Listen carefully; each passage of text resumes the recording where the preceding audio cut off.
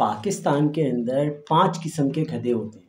गधे होते हैं या कह लें कि पाकिस्तान 5 किस्म के गधे प्रोड्यूस करता है।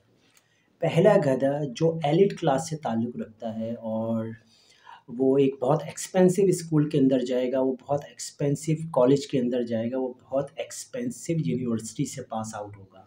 मैं एक्सपेंसिव की बात कर रहा हूँ, एजुकेशन की बात नहीं कर रहा।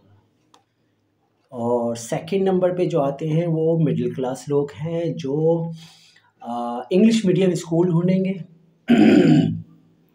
एक क्या कहते हैं गवर्नमेंट कॉलेज के अंदर दिखेंगे या एक मीडियम प्राइस के ऊपर किसी प्राइवेट कॉलेज के अंदर जाएंगे और किसी गवर्नमेंट या नॉर्मल किसी यूनिवर्सिटी से पास आउट होंगे।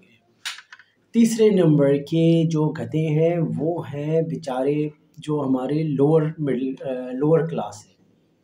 तो वो लोअर क्लास वो बेचारे गवर्नमेंट स्कूल में पढ़ते हैं, बस स्कूल तक ही होते हैं मेजॉरिटी लोग, शायद 8वीं पास होंगे या मैट्रिक पास होंगे, और अगर ज़्यादा ही उनके पास कुछ है तो शायद इंटर पास हो जाए।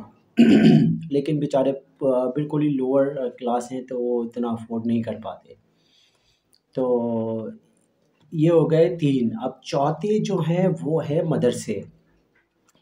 मदरसे जो गधे बना रहा है आप मैं अल्हम्दुलिल्लाह पाक मुसलमान हूँ, ठीक है, लेकिन मैंने जो देखा है अपनी लाइफ के अंदर वो ये है कि हमारे मदरसों के अंदर जो है ना वो बजाय कि दीन इस्लाम सिखाने के वहाँ पर ज़्यादा तालीम दी जाती है कि मैं बरेलवी हूँ, मैं देवबंदी हूँ, मैं शिया हूँ, मैं सुन्नी हूँ, मैं अहले हदीस हूँ। बजाय कि अल्लाह पाक ने जो हुक्म दिया उसके ऊपर अमल कैसे करना है और हमारे प्यारे नबी मोहम्मद सल्लल्लाहु अलैहि वसल्लम को जो तरीक़ा दिया है उस पे अमल करने के बजाय हम लोग उनको ज़्यादातर फ़िरक़े वारियत के अंदर डालते हैं कि आपने बरेलवी की मस्जिद में नमाज़ नहीं पढ़नी, आपने देवबंदी की नहीं, आपने अहले हदीस की नहीं।